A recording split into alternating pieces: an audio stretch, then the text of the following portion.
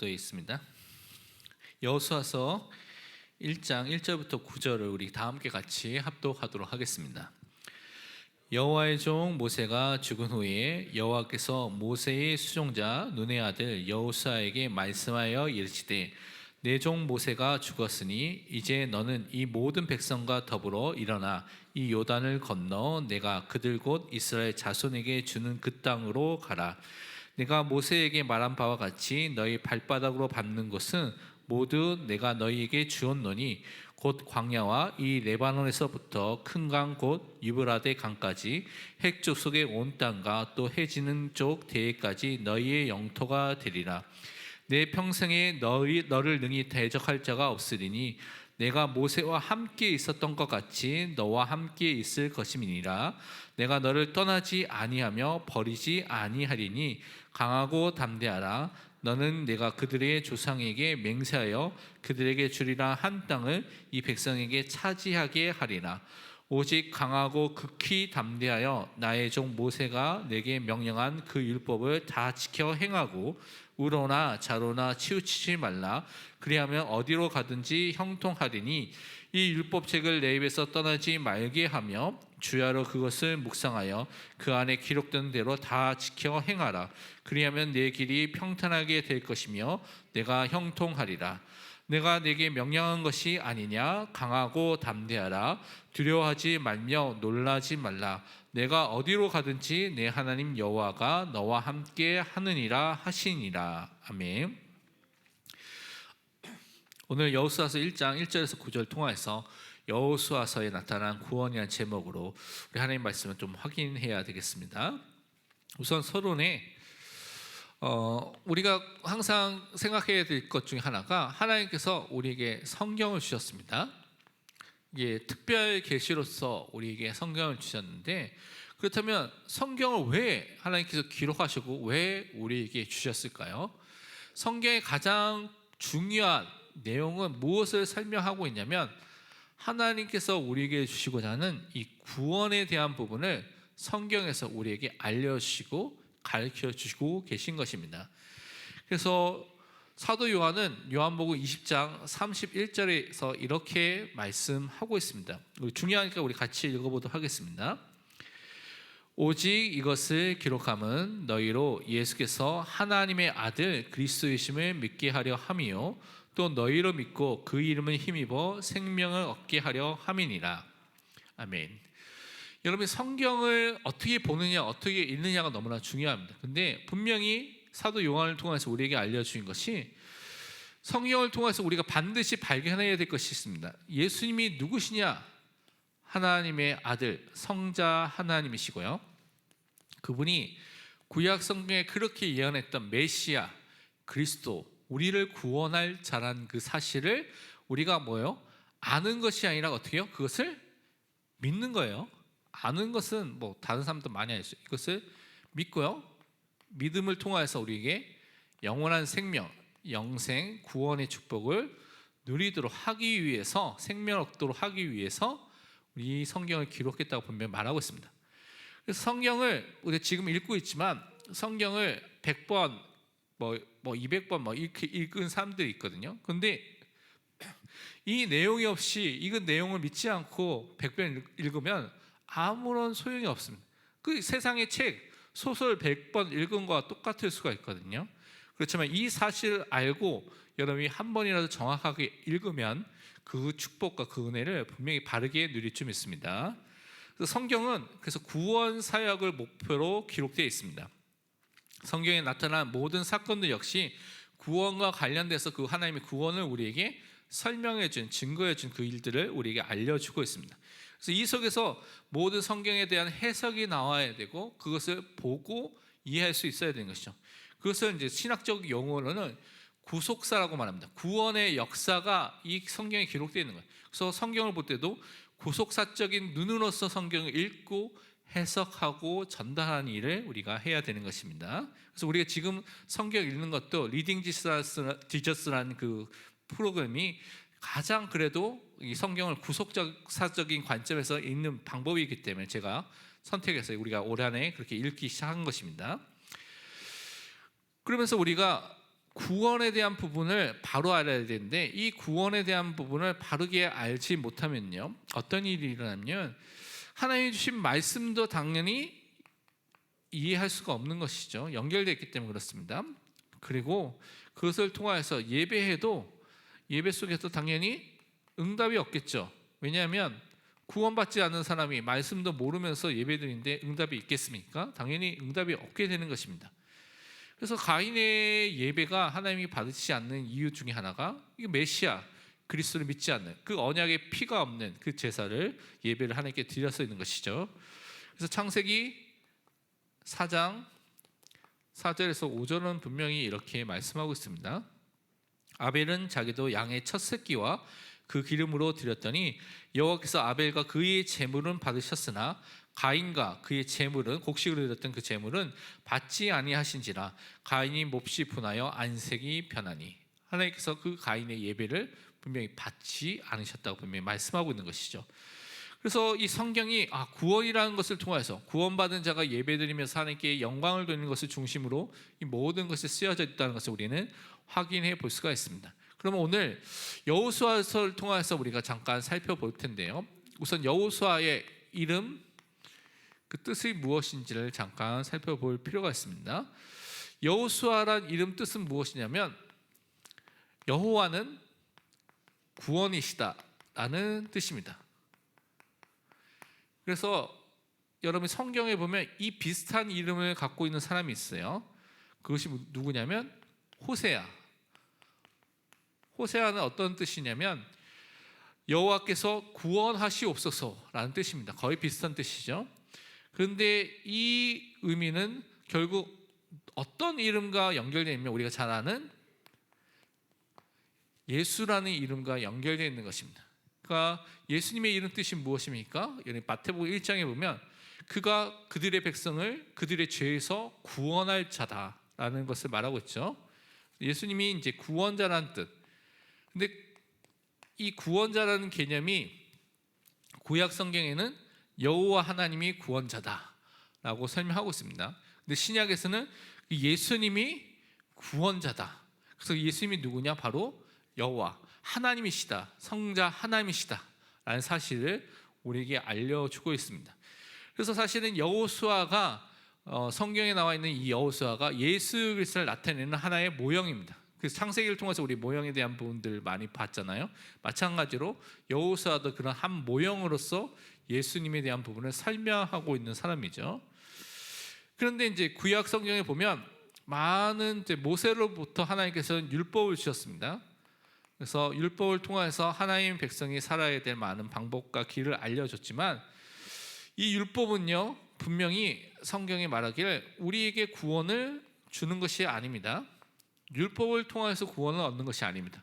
율법은 죄를 깨닫게 만들고 우리를 그리스도께로 인도하고요, 구원받은 이후에 이 율법이 우리가 어떻게 살아야 나가야 될 그런 삶의 규칙과 같은 그런 일들을 하는 것이죠. 그 부분을 잘 구별해야 됩니다. 안 그러면 틀린 사람들이 말한 것처럼 율법을 지켜서 구원을 받는다라고 율법주의의 잘못된 사상에 빠질 수 있는 것이죠. 그런데 우리는 예수님께서, 예수 그리스도가 이 율법 구원에 대한 모든 부분을 완성하신 분이라고 우리는 믿고 있습니다. 그것을 우리는 지금도 붙잡고 있는 것이죠. 그래서 구약에 있는 여호수아나 많은 사람들이 모형으로 나타났지만 그 모형이 약간 여러 부분에서 부족한 부분이 있죠. 실수한 부분도 있고요. 근데 그 모든 사람들이 누구를 딱 가리키고 있느냐? 오실 메시아 그리스도를 통해서 우리가 구원을 얻을 것이다. 그래서 예수님에 대해서 구원을 완성하신 그분에 대한 부분을 계속 설명하고 있습니다. 마태복음 5장 17절 18절에는 예수님께서 이렇게 말씀하셨죠. 내가 율법이나 선지자를 폐하러 온 줄로 생각하지 말라. 폐하러 온 것이 아니요 완전하게 하려 함이라. 진실로 너에게 이르노니 천지가 없어지기 전에는 율법의 1.1획도 결코 없어지지 아니하고 다 이루리라. 예수 그리스도 안에서 율법의 모든 내용이 다 완전히 이루어지고 성취했습니다. 그래서 우리는 그리스도 안에서 그분을 따라서 지금 사는 것이죠. 그러면서 요한복음 19장 30절에는 또 예수님께서 십자가에서 분명히 이렇게 우리에게 말씀해 주셨습니다. 우리가 잘 아는 말씀이지만 요한복음 19장 30절 같이 읽겠습니다. 예수께서 신포도주를 받으신 후에 이르시되 다 이루었다 하시고 머리를 숙이니 영혼이 떠나가시니라. 예수님께서 다 이루었다고 말씀하셨습니다. 이것은 예수님께서 우리 구원을 다 완성하셨다는 것이죠. 여기서 여러분이 꼭 명심해야 될 것이 예수님께서 구원을 다 완성하셨기 때문에 우리는 완전한 구원을 받았습니다. 그래서 우리 구원은 변하지 않는 거예요. 구원을 시작하시고 완성하신 분은 하나님이십니다. 그런데 여기서 잘못 착각하면 내가 완전한 구원을 받았으니까 구원 이후에 내가 죄를 지어도 내 마음대로 방탕해도 그냥 마음대로 살아도 되겠다라고 생각할 수가 있는데 그건 잘못 생각하고 있는 것입니다. 성경에 보면 구원받은 이후에는 하나님 자녀답게 빛의 자녀답게 살라고 분명히 우리에게 말씀해 주고 있는 것이죠. 그래서 우리는 성령의 인도받는 자로 살도록 성령께서 말하고 있습니다. 그래서 성화되는 거룩해져가는 삶을 살고요, 하나님이 기뻐하시는 삶을 살도록 성경은 우리에게 가르치고 있는 것이죠. 그래서 다 이루신 그 구원의 내용과 축복과 그 의미를 사실적으로 내 삶 속에서 확인하고 그 증거를 붙잡고 살아가는 것이 우리 지금에 있는 삶인 것을 여러분 꼭 기억하시길 바랍니다. 그러면 하나님께서 여호수아에게 주셨던 언약과 그가 또한 하나님께서 그것을 통해서 주셨던 역사들을 어떻게 누렸는지에 대한 부분을 좀 살펴보도록 하겠습니다. 가장 중요한 것이 여호수아가 지금 여호수아서의 내용은 가나안 땅 정복에 대한 내용입니다. 그래서 우리가 많은 부분에서 또 캠프라든가 메시지를 할 때 이런 부분을 많이 사용하기도 하는데요. 가나안 땅, 하나님이 주실 약속의 땅에 대한 그 언약을 이 여호수아도 오늘 보니까 1장에서도 그것을 붙잡고 가게 된 것을 우리는 확인해 볼 수가 있습니다. 근데 이 땅이 왜 중요합니까? 바로 언약의 땅이고 누가 오실 땅이라고 예언되어 있습니까? 이스라엘 역사를 통해서 점진적인 계시를 통하여서 이 땅에 하나님께서 베들레헴 그 땅에 메시아 그리스도를 보내주실 거라는 것을 점점 더 알려주신 그 땅이라는 것이죠. 그래서 하나님께서 아브라함을 불렀을 때 창세기 12장 1절에 이렇게 말씀하고 있습니다. 여호와께서 아브라함에게 이르시되 너는 너희 고향과 친척과 아버지의 집을 떠나 내가 내게 보여줄 땅으로 가라. 그 전에 있던 우상과 세상의 배경과 사람을 의지했던 모든 것을 다 떠나라고 지금 말씀해 주셨습니다. 그리고 내가 내게 보여줄 땅, 지시할 땅, 하나님께서 약속하신 그 가나안 땅, 메시아가 올 땅으로 하나님께서 그 아브라함을 인도해 주신 것이죠. 그래서 아브라함의 그 약속대로 이스라엘 백성들은 또 모세 이후에 모든 사람이 오늘 읽었던 여호수아서 1장 2절 3절에는 이렇게 또 말씀하고 있습니다. 내 종 모세가 죽었으니 이제 너는 이 모든 백성과 더불어 일어나 이 요단을 건너 내가 그들 곧 이스라엘 자손에게 주는 그 땅으로 가라. 내가 모세에게 말한 바와 같이 너희 발바닥으로 밟는 곳은 모두 내가 너희에게 주었노니. 이미 다 주었다고 말씀하셨습니다. 이스라엘 백성에게 주는 그 약속의 땅, 메시아가 올 그 땅으로 가라는 언약을 붙잡고 이 땅으로 가게 된 것입니다. 그런데 이 땅에 가게 됐을 때 그냥 가게 된 것이 아니라 이 땅에 들어갈 때 장애물이 있었죠. 요단강이 있었고요, 여리고성이 있었고, 곳곳에서 이런 중요한 그런 문제들을 만났을 때 어떻게 했냐면 가장 중요하게 언약궤를 따라서 요단강을 건너고 또 하나님의 뜻을 이루라고 또 말씀대로 응답을 누리라고 말씀해 주셨습니다. 그래서 언약궤를 가지고 요단강을 건너게 된 것을 우리는 말씀을 통해서 확인해 볼 수가 있습니다. 여호수아서 여러분 3장 3절에서 5절 보면 이렇게 이 부분을 설명하고 있습니다. 백성에게 명령하여 이르되 너희는 레위 사람 제사장들이 너희 하나님 여호와의 언약궤 매는 것을 보거든 너희가 있는 곳을 떠나 그 뒤를 따르라. 그러나 너희와 그 사이 거리가 2000규빗쯤 되게 하고 그것에 가까이 하지는 말라. 그리하면 너희가 행할 길을 알리니 너희가 이전에 이 길을 지나보지 못하였음이라 하니라. 여호수아가 또 백성에게 이르되 너희는 자신을 성결하게 하라. 여호와께서 내일 너희 가운데 기이한 일들을 행하시리라.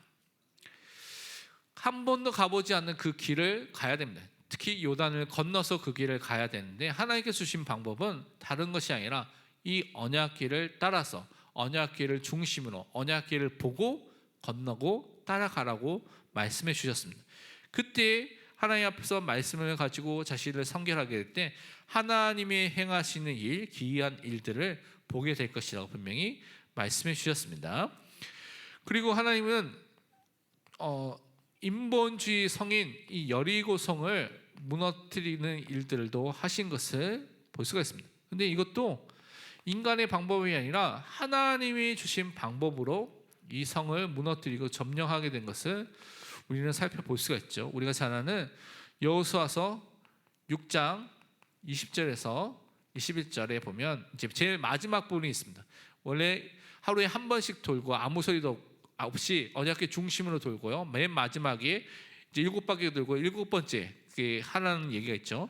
여호수아 6장 20절 21절을 보면 이에 백성은 외치고 제사장들은 나팔을 불매 백성이 나팔 소리를 들을 때 크게 소리 질러 외치니 성벽이 무너져 내린지라 백성이 각기 앞으로 나아가 그 성에 들어가서 그 성을 점령하고 그 성 안에 있는 모든 것을 온전히 바치되 남녀노소와 소와 양과 나귀를 칼날로 멸하니라. 언약궤를 따라서 중심으로 돌고 나서 하나님의 말씀대로 마지막에 나팔을 불면서 소리를 외치라고 할 때 크게 외치게 됐을 때 여리고성, 인간의 생각으로는 도저히 무너질 수 없는 그 성이 무너지게 되는 하나님의 역사가 일어나게 된 것입니다. 그리고 거기에 들어가서 모든 것을 다 멸했지만 딱 살아남은 한 군데가 있어요. 빨간 끈이 탁 달려져 있는 그 라합과 라합의 가족들, 그 안에 있는 사람들은 그 멸망 속에서 살아남았습니다. 하나님의 구원의 언약을 붙잡은 그 가족과 그 사람이 살아남게 된 것을 우리 여리고성 점령에서도 우리는 살펴볼 수가 있습니다. 그러면서 여호수아의 그 일생을 마치면서 뭐라고 말했냐면 가나안 땅에서 많은 사람이 가나안 족속과 가나안에 있는 많은 우상을 숭배하고 따라갔는데 자기는요 그것을 따라가지 않고 오직 하나님만을 섬기고 예배하겠다라고 결단한 장면이 나옵니다. 그것이 여호수아서 24장에 나오죠. 맨 24장 마지막 장에 14절 10부터 15절에 이렇게 기록하고 있습니다.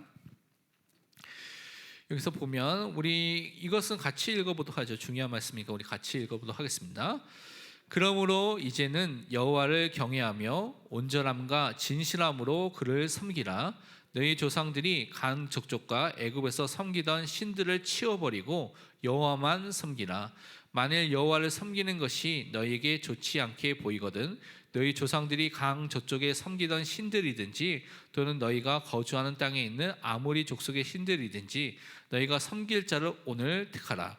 오직 나와 내 집은 여호와를 섬기겠노라 하니.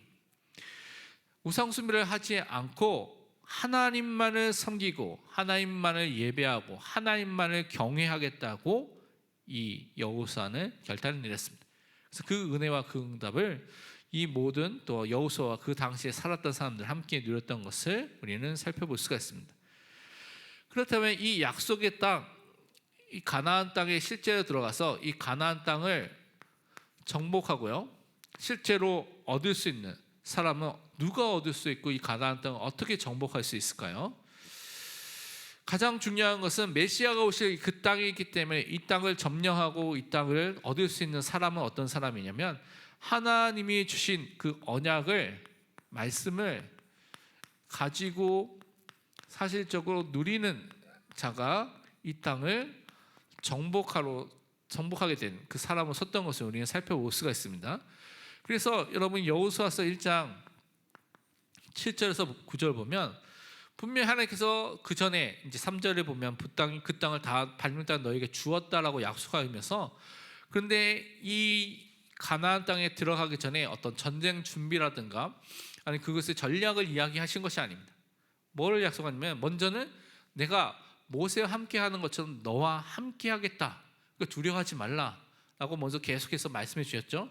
그 1장 7절에서 9절에 이렇게 말씀하고 있습니다. 오직 강하고 극히 담대하여 나의 종 모세가 내게 명령한 그 율법을 다 지켜 행하고 우로나 좌로나 치우치지 말라. 그리하면 어디로 가든지 형통하리니 이 율법책을 내 입에서 떠나지 말게 하며 주야로 그것을 묵상하여 그 안에 기록된 대로 다 지켜 행하라. 그리하면 내 길이 평탄하게 될 것이며 내가 형통하리라. 내가 내게 명령한 것이 아니냐. 강하고 담대하라. 두려워하지 말며 놀라지 말라. 내가 어디로 가든지 내 하나님 여호와가 너와 함께 하느니라 하시니라. 하나님께서 이 여호수아에게 말씀하신 것은 이 가나안 땅을 점령하기 위한 위대한 구체적인 또 뛰어난 전략을 얘기하신 것이 아니라 내가 모세와 함께 한 것처럼 40년 동안 너 보지 않았느냐? 함께 하겠다 약속해 주시면서, 그러면서 너가 해야 될 것이 무엇이냐? 지금 하나님께서 주신 말씀이 너의 입에 너의 마음에 있는, 그래서 그것이 주야로 묵상이 되면서 너의 삶에서 그 말씀이 실천이 되는, 적용이 되는 말씀대로 살아라 라는 그 한 가지 또 명령을 주셨습니다. 그럴 때 그 안에 기록된 걸 할 때 하나님께서 형통하게 되는, 또한 내 길이 평탄하게 되는, 너와 함께하는 그 증거를 누리게 될 것이라고 말씀해 주셨습니다. 하나님의 자녀가 사는 가장 중요한 원리와 방법은 하나님이 주신 이 언약, 말씀입니다.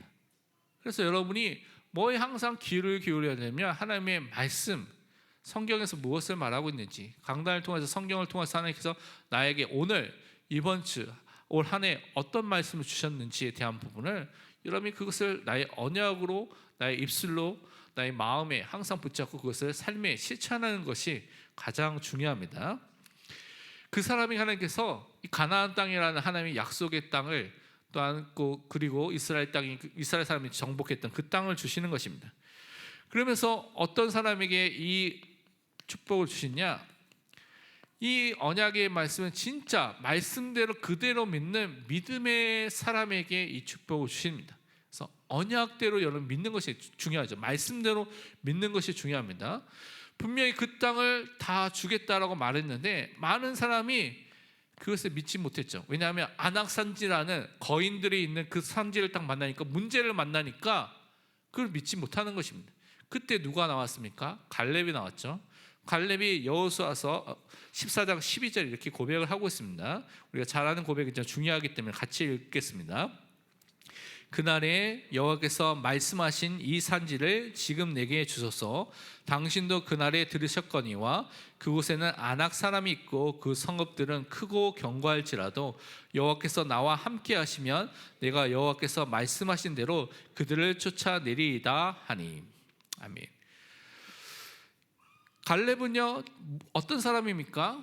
이스라엘 민족이 불신앙했을 때 12명의 정탐꾼 중에 또 한 명으로 파송돼서 그 현장을 보고 나서 10명의 말에 사람들이 불신앙했을 때 옷을 찢으면서 하나님의 말씀대로 그 가나안 땅은 우리가 점령할 수 있는 땅이다.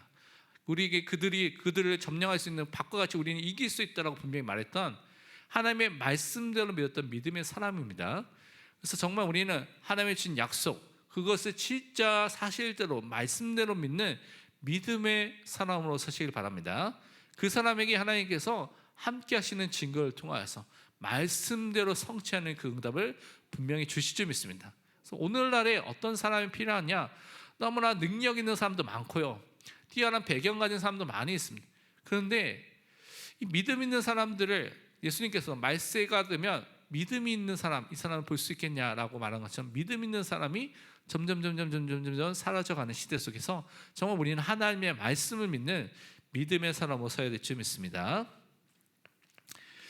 결론으로 그래서 우리는 여호수아에서도 나타난 것은 무엇이냐면, 우리가 어느 현장에 있든지 우리에게 주신 예수 그리스도만을 항상 바라보고 그분만을 믿는 믿음의 사람으로서도록 계속해서 우리에게 말씀하고 있습니다.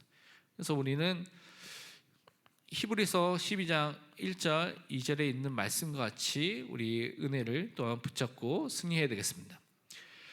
이러므로 우리에게 구름같이 둘러싼 허다한 증인들이 있으니 모든 무거운 것과 얽매이기 쉬운 죄를 벗어버리고 인내로서 우리 앞에 당한 경주를 하며 믿음의 주여 또 온전하게 하신 이인 예수를 바라보자. 그는 그 앞에 있는 기쁨을 위하여 십자가를 참으사 부끄러움을 개의치 아니하시더니 하나님 보좌 우편에 앉으셨느니라. 우리 앞에 너무나 많은 성경의 증인들, 우리 교회 안에 있는 많은 증인들이 있습니다.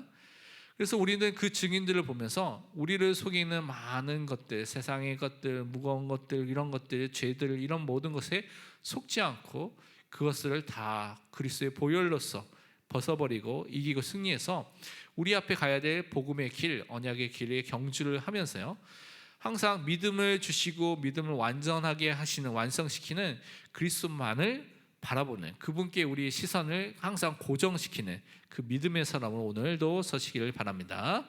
그럴 때 우리는 항상 구원의 축복을 바르게 누릴 줄 믿습니다. 우리 소유의 문답을 잠깐 보면 이제 소유의 문답이 거의 끝나가고 있습니다. 이제 100번째 문답입니다. 문을 보면 주기도문 이제 하면, 주기도문 다 하면 거의 끝나거든요. 이제 거의 끝이 보입니다. 주기도문에서 서문에서 제일 첫 번째 서문에서 무엇을 우리에게 가리키고 있습니까? 라고 하고 있습니다. 그 답을 보면요, 서문이 뭐냐면, 주기도문 서문이 하늘에 계신 우리 아버지요, 이것이 서문입니다. 그래서 이 서문을 통해서 우리가 발견할 수 있는 것이 있습니다. 그것이 무엇이냐면, 우리가 하나님의 자녀라는 사실이죠. 하나님과 우리가 이 아버지와 자녀의 관계라는 것입니다.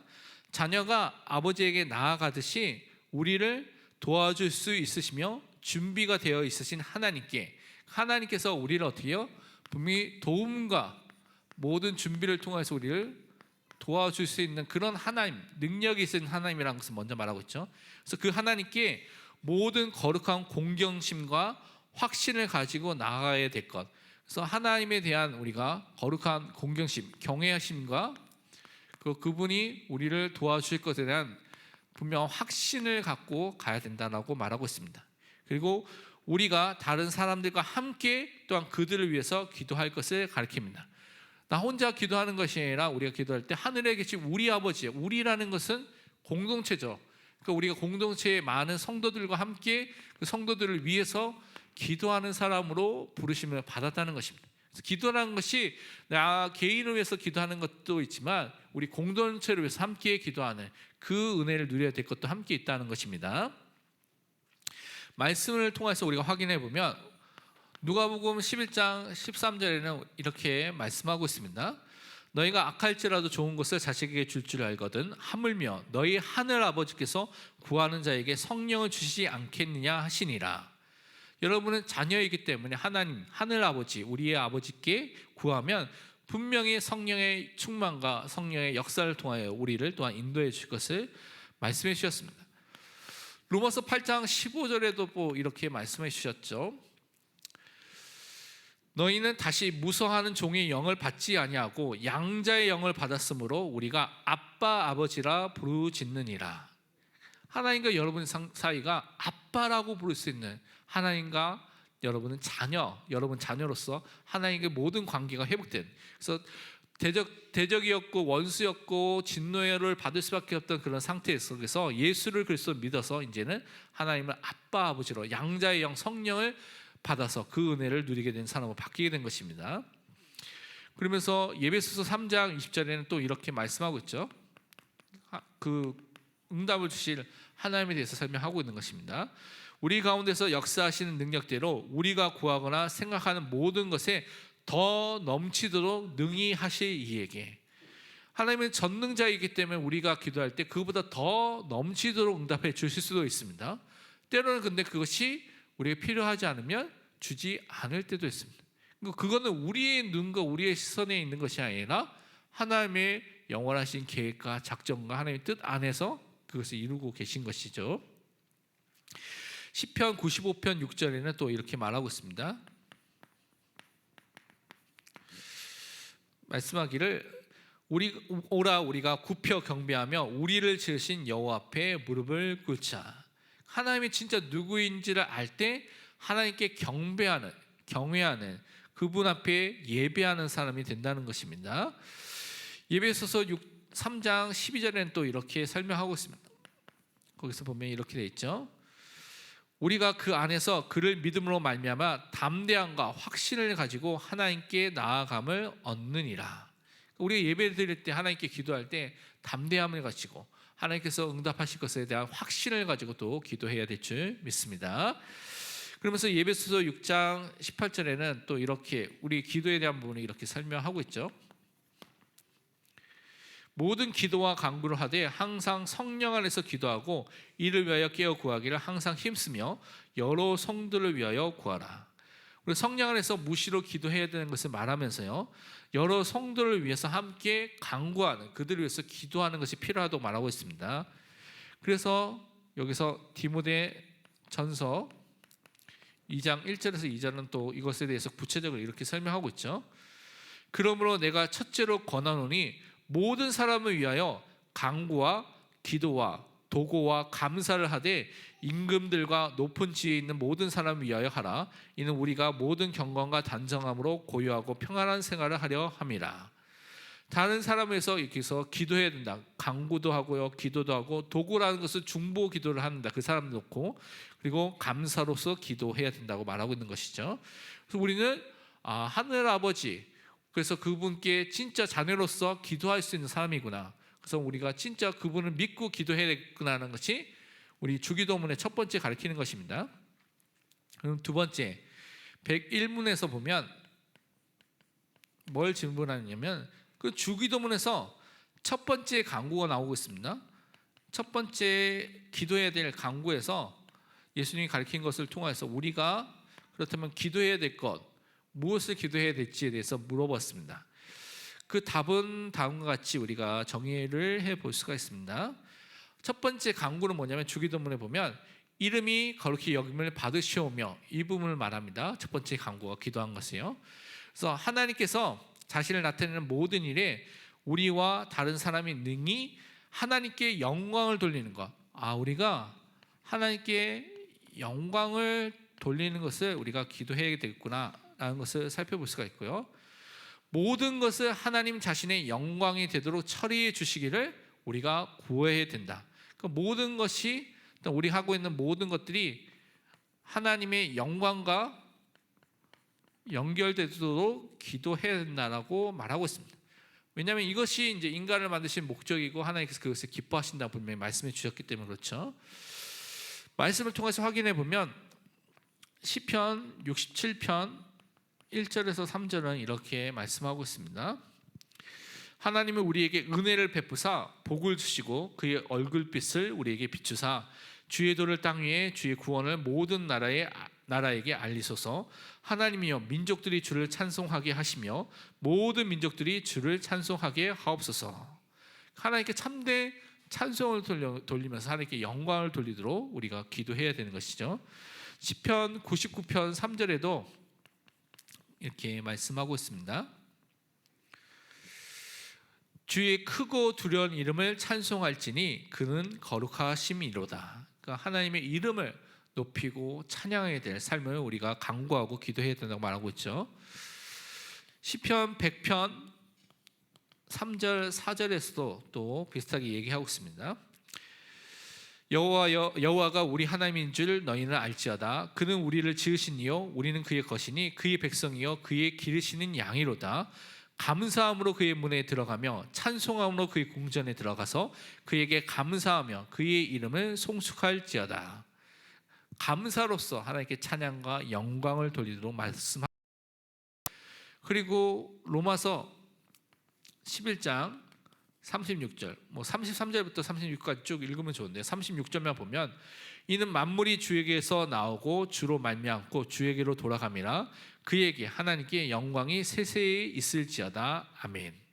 하나님께 찬양과 영광을 돌리는 것을 우리 영원토록 하도록 우리를 부르신 것입니다. 계시록 4장 11절에 보면 이렇게 말씀하고 있습니다. 24 장로들이 이제 찬양하는 것이죠. 우리 주 하나님이여 영광과 존귀와 권능을 받으시는 것이 합당하오니 주께서 만물을 지으신지라 만물이 주의 뜻대로 있었고 또 지으심을 받았나이다 하더라. 하나님께 합당한 영광을 돌리는 것이 우리가 해야 될 기도라는 것입니다. 그래서 기도 속에서 우리가 나중에 보면 이제 기도의 주기도문에서 간구해야 될 부분도 설명해 주고 있지만 먼저 해야 될 것이 하나님이 누구인지를 알 때 내가 하나님의 자녀로서 그분에게 합당한 영광을 돌리는 것이 우리 기도 속에 반드시 포함되어 있어야 되는 것입니다. 그래서 여러분이 기도를 통하여서 하나님께 영광과 찬송을 돌리는 믿음의 사람으로 서시기를 축원드립니다. 함께 기도하도록 하겠습니다.